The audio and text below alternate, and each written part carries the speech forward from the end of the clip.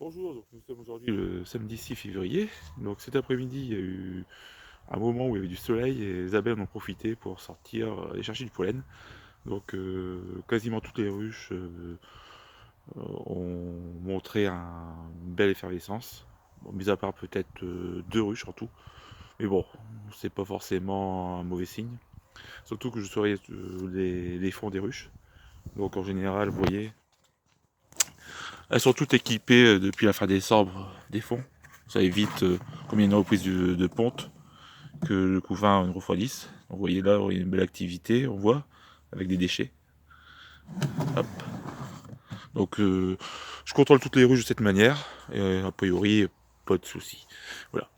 Ensuite, ils annoncent pour la semaine prochaine du froid, mais vraiment un froid qu'on n'a pas connu dans la région depuis quelques années, avec des températures comprises entre -10 le matin et -2.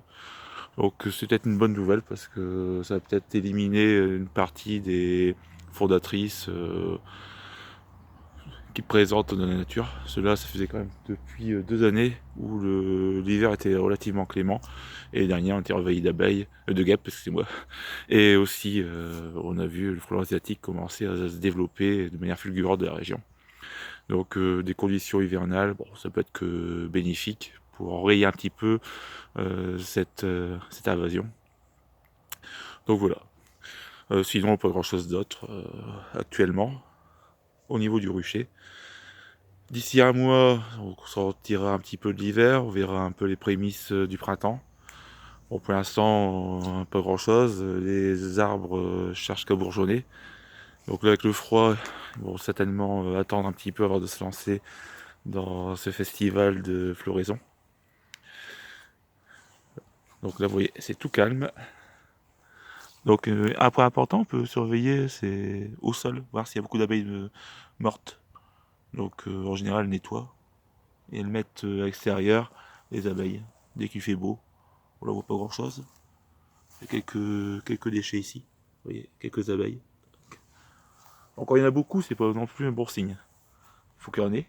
Ça prouve qu'il y a de l'activité, qu'elles nettoient régulièrement la colonie. Là, c'est pareil, elles sont ici. Hop. Il y en a quelques-unes. Voilà, voilà, voilà. Alors ensuite, oui, je vais profiter de ce froid hivernal pour sortir toutes mes hausses. Comme ils annoncent du -10 degrés, un bon coup de gel au niveau des hausses, ça va éliminer peut-être en partie les œufs et les larves de la fausse teigne. J'ai malgré tout traité à la mèche soufrée. Mais en général, à partir de février, la fausse teigne commence à reprendre vie dans les ruches. Alors l'année dernière, j'ai fait une vidéo et je vous ai montré, c'était courant février. Hop, hop. Quand on regarde le fond, ici, on peut commencer à voir des déchets, présence de larves que les abeilles chassent. Donc là, a priori, pour l'instant, rien. Mais au premier redout, vous n'avez qu'à vérifier, vous allez voir, malgré tout, la présence de larves. Donc ça veut dire que la fausse teigne reprend son cycle. Bon là, je nettoie pas régulièrement. J'ai simplement, je vérifie qu'il n'y ait pas trop d'humidité. C'est tout. Voilà.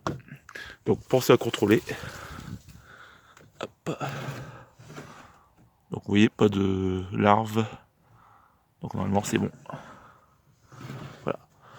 Donc j'en profiterai pour sortir ces os. Une bonne soirée à l'extérieur avec un -10. Ça devrait déjà au moins éliminer une grande partie des fausses teignes qui pourraient avoir survécu au traitement au soufre. Donc voilà. Allez, à bientôt.